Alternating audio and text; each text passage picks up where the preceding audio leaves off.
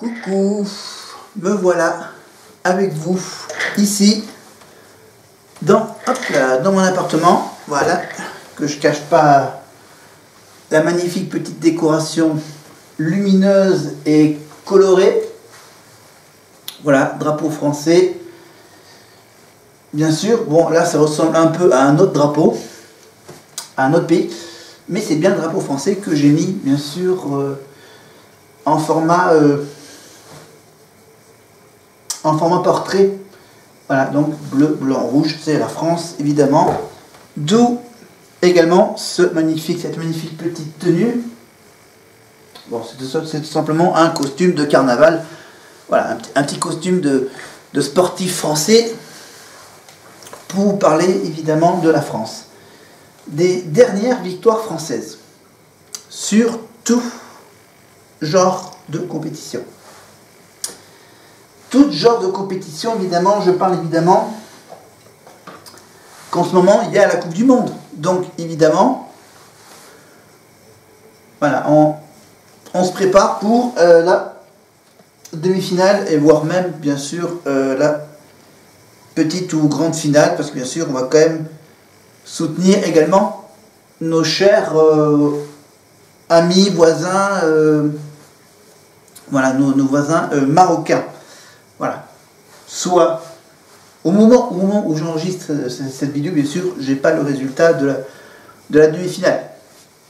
J'ai juste fait cette vidéo après la première demi-finale, bien sûr, dans lequel, bien sûr, il y a eu donc la victoire argentin assez logiquement contre c'était quoi? Ah oui, contre la Croatie. Voilà. Donc Argentine, premier finaliste, évidemment. Et la Croatie vont aller dans la petite finale. C'est pas mal, hein? Mes magnifiques petites lunettes, bleu, blanc, rouge. Voilà. Évidemment, la France, il n'y a pas que le foot. Il y a aussi le sport d'hiver. Le sport d'hiver avec, surtout, mon sport préféré en saison hivernale, c'est le biathlon. Le biathlon, donc, avec bien sûr les premières étapes de la Coupe du Monde de biathlon dans les pays de l'Est, dans les pays nordistes, les pays où il fait froid, évidemment, en Autriche, en Suède, en Norvège. Ils vont passer par l'Italie, l'Allemagne, etc. Et donc, avant de suivre l'étape française de ce biathlon à Annecy, plus précisément dans la magnifique station du Grand Bornand, dans les Alpes françaises, tout près d'Annecy, évidemment. Donc on a eu donc des victoires françaises en relais féminin et une petite troisième place en poursuite masculine. Voilà, troisième, quatrième pour les Français en poursuite masculine et victoire number one pour les 4 filles du relais féminin au biathlon. Évidemment, ça tire et ça skie. Tir à la carabine, bien sûr, et épreuve de ski de fond, des circuits avec les mêmes difficultés. Alors, mais, en fait, il n'y a pas que le foot, il n'y a pas que le biathlon, il y a aussi, troisièmement, la chanson. Eh oui. La chanson, évidemment, donc, vous avez évidemment suivi le retour de la Star Academy. On attend avec impatience, évidemment, la nouvelle saison de The Voice, donc, en début d'année prochaine. The Voice, il va y avoir aussi un prime spécial Nouvelle Star sur M6, W9, etc. Et en fait, la chanson, je ne parle pas de télécrochet, c'est presque du télécrochet, c'est une compétition de chansons européennes en version junior. Et oui, le concours Eurovision de la chanson junior, qui a été organisé, rappelez-vous, l'année dernière, c'était en France. Et oui, l'année dernière, c'était à Paris. Et oui, à Boulogne-Billancourt, et plus précisément sur la magnifique scène de la Seine, sur la scène de la scène musicale, le 19 décembre 2021, bien sûr, à la suite de la victoire de Valentina lors de l'édition de 2020 avec la chanson « Je l'imagine ». C'est la première fois que le concours se tient en France, ainsi que le premier événement Eurovision à avoir lieu dans le pays depuis le concours Eurovision des jeunes danseurs en 99. Ouais, il y avait à l'époque un concours Eurovision de jeunes danseurs. Et donc pour l'année dernière, c'était donc l'Arménie qui avait remporté pour la deuxième fois l'Eurovision Junior avec la chanson Kami Kami, chantée par Malena, 11 ans après la victoire de Vladimir Arzoumanian en 2010, voilà, avec Mama.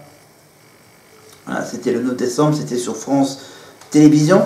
Évidemment, l'UER, l'Union Européenne de Radio-Télévision, et France Télévisions ont donc organisé, évidemment, le concours grâce à la victoire de Valentina. Voilà. Et le slogan, rappelez-vous, le slogan de l'Eurovision, c'était tout simplement un seul mot, Imagine. Ben, aucun rapport avec la chanson Imagine de John Lennon. Non, Imagine, c'est tout simplement un seul mot. Le logo de ce concours Eurovision, c'était tout simplement, bien sûr, la silhouette de la Tour Eiffel. Voilà. Et l'année dernière, c'était la chanson qui s'appelait Tic Tac. Tic Tac, Tic Tac. Rappelez-vous. Et cette soirée, comme c'était donc France Télévisions qui diffuse évidemment les différentes années, depuis plusieurs années l'Eurovision, pour cette édition junior, ils avaient fait appel à Olivier Mine. Ah oui, Olivier Mine et Élodie Gossuin, bien sûr, le côté masculin, féminin. Après ils se sont dit c'est pas mal, un petit duo. On va peut-être rajouter une petite troisième personne. Une troisième personne qui a participé aussi à l'Eurovision. Il y a une jeune fille qui les accompagne. Elle s'appelle Carla. Carla, vous vous rappelez? Bim bam toi. Enfin, le titre c'est Bim bam toi. Mais dans le refrain, ça fait bim bam boum. Nanana. Voilà. Voilà, donc bim bam toi donc, pour Carla. Et donc bien sûr Carla était bien sûr là également et qui maintenant et qui a commenté évidemment le concours 2022 de l'Eurovision Junior avec Stéphane Bern. Bah, ce n'est pas avec Olivier Mine, c'est avec Stéphane Bern donc que Carla a commenté cette édition de 2022 donc organisée en Arménie bien sûr dans la magnifique ville d'Erevan. Voilà, et donc l'année dernière c'était bien sûr en France que ça s'est passé, bien sûr, une magnifique scène, évidemment, une magnifique soirée. Donc, je cherche le nom du chanteur. Voilà, le chanteur, c'était... Alors, je cherche la France. Voilà, c'était Enzo, voilà, Enzo. Enzo avec, bien sûr, tic-tac, tic-tac, tic.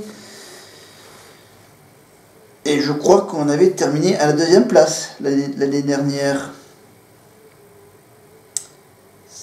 Si je fais vérifier les infos, non, apparemment non, apparemment on a terminé combien? On a terminé à la troisième place avec Enzo, à la troisième place. Première place au niveau du vote professionnel et du vote internet, Enzo a terminé à la quatrième place et donc par conséquent terminé troisième. Voilà, et l'Arménie avait terminé à la troisième place du vote professionnel et première place du vote du public sur internet, bien sûr. pour les juniors en vote sur Internet, ce qui n'est pas le cas pour la version adulte, c'est sûr, c'est qu'ils vont voter par téléphone ou par SMS. Et je vous rappelle que la version adulte, on ne peut pas voter pour notre propre pays, alors que dans la version junior, on peut voter pour notre propre pays. Voilà. Et comme dans la version adulte, bien sûr, il y a les fameux nombres de points, les fameux 1, 2, 3. Voilà, les 1, 2, 3, et ça va jusqu'à 10 et même 12 points pour la meilleure chanson, évidemment. Alors maintenant, on va passer, donc c'était par rapport à l'année dernière. Maintenant, alors est-ce qu'on peut passer à l'édition 2022? Erevan. La magnifique ville d'Erevan, arménienne. C'est la deuxième fois, donc je rappelle que ça a été fait à Erevan. Ah ouais. Et vous pouvez bien sûr voir sur Wikipédia, vous pouvez même apercevoir la magnifique salle où a eu lieu le concours de 2022. Alors le nom en arménien, c'est le Karen Demichanian complexe. Voilà, ça a une forme assez particulière. La magnifique salle, donc voilà. Et le slogan de cette année, c'était « Faites tourner la magie ». Spin the magic. Voilà. Et le logo, ils avaient utilisé le logo qui représente une topi décorée des motifs traditionnels arméniens. Et ils reprennent les couleurs du drapeau du pays. Voilà. Le slogan a été choisi pour représenter le 20e tour autour du soleil depuis la création du concours ainsi que la magie de Noël. Voilà. Voilà donc l'explication du logo de ce concours de l'Eurovision Spin the Magic à Erevan pour cette année 2022. Et donc, bon, vous devez normalement le savoir, on a encore gagné. Et oui, on a encore gagné, mais cette fois-ci, c'était avec un certain Lissandro. Lissandro avec une chanson qui parle de maman et de papa.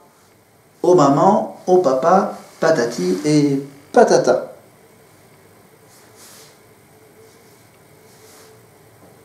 Voilà, voilà, voilà. Alors, donc, les pays. Donc, on a bien sûr, il y a moins de pays. Dans la version adulte, il y a, je crois, une trentaine de pays. Alors que dans la version junior, il n'y a que 12 pays, c'est ça? 16 pays, voilà, 16 pays. Voilà. 2 colonnes de 8.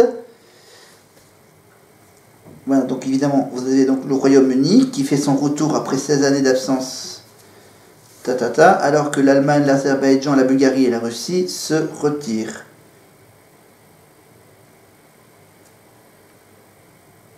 D'ailleurs, les pays suivants ont confirmé qu'ils ne participeront pas à l'édition 2022 du concours.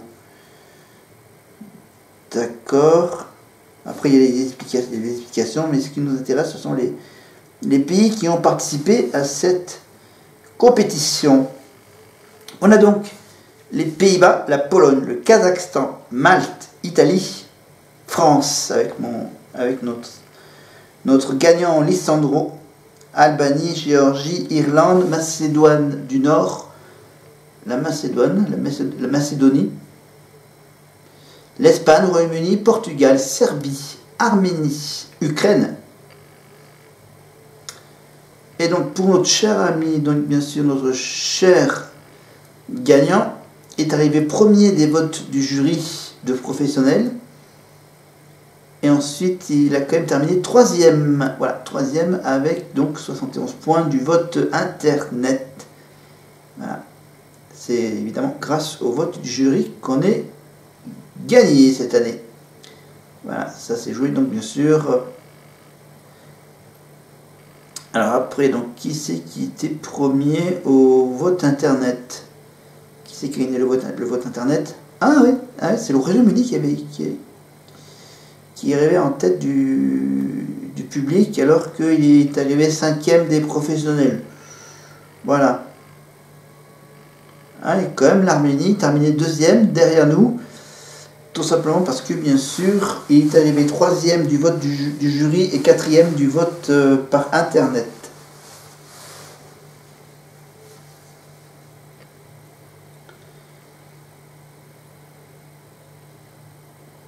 Voilà. Donc vous savez que l'Eurovision s'est diffusée dans tous les pays d'Europe. Voilà.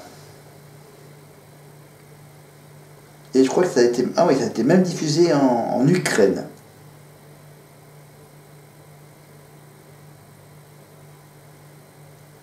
Voilà, c'est une compétition donc junior. Donc des enfants qui ont entre 8 et 12 ans. Voilà, ils doivent chanter une chanson qui dure normalement 3 minutes, comme pour les adultes. Et une chanson bien sûr écrite par des adultes. Et apparemment, à une époque, c'était les enfants qui devaient écrire et composer leurs propres chansons. Mais depuis une petite dizaine d'années, c'est maintenant des adultes qui écrivent les chansons. Et c'est donc les enfants qui les chantent. Voilà, c'est simplement pour fêter la victoire française à l'Eurovision, les victoires françaises au biathlon, et peut-être une victoire française à la Coupe du Monde. Attends que je vérifie un truc. Non, c'est pas le maillot avec les étoiles. Non, désolé, c'est juste un simple... Derrière, non.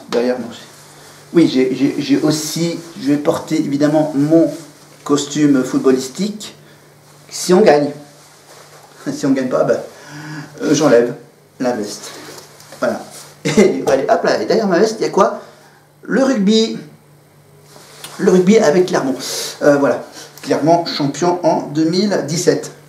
Voilà, regardez le magnifique t-shirt clermontois avec Vercingétorix. La statue sur la place de Jaude. Voilà. Voilà, pour le moment, on n'est pas encore champion au rugby. Aurillac, bien sûr. Voilà. Les fêtes continuent à se préparer. Je vais donc évidemment peut-être revenir ici à côté de ce magnifique drapeau si... Peut-être, finalement, je vais peut-être revenir dans les deux cas, si on perd ou si on gagne la petite finale ou si on perd, enfin bon. Toutes les possibilités sont envisageables. Et donc, voilà. Et n'oubliez pas aussi une petite précision très importante. C'est que, à part le foot, le chant et les sports d'hiver, bon, pour le rugby, ça attendra le tournoi Destination au mois de février, février-mars, avec bien sûr l'Italie et les clubs anglais, et les pays anglophones, Pays-Bas, Écosse, Angleterre, Irlande, et Italie. Voilà, Destination, au mois de février. Voilà, ça sera le prochain grand événement sportif, collectif. Voilà, le rugby. Après le foot, voilà, après les fêtes. Il y a donc toujours le biathlon, toutes les semaines sur la chaîne L'équipe, les différentes étapes de cette Coupe du Monde de ski de fond et tir à la carabine. Mais je vais conclure par vous parler du concours. Un concours de beauté. Le célèbre concours de beauté de cette fin d'année, c'est bien sûr, il faut que je saisisse cet instant pour vous parler de l'élection de Miss France 2023. Voilà, l'élection de Miss France 2023, donc le samedi 21h10, en direct sur TF1, ça sera après la petite finale de football. Oui, bon, la petite finale de football, c'est à 16h, 16h, 18h, avec bien sûr risque de prolongation et tir au but, voilà. L'élection sera retransmise donc en direct, bien sûr, 21h10 sur TF1, présentée par Jean-Pierre Foucault pour la 28e année consécutive et par Sylvie Tellier sur la 15e année consécutive. Pour la 15e et dernière année. Voilà. Bien sûr, elle va quitter donc la présidence du concours, évidemment.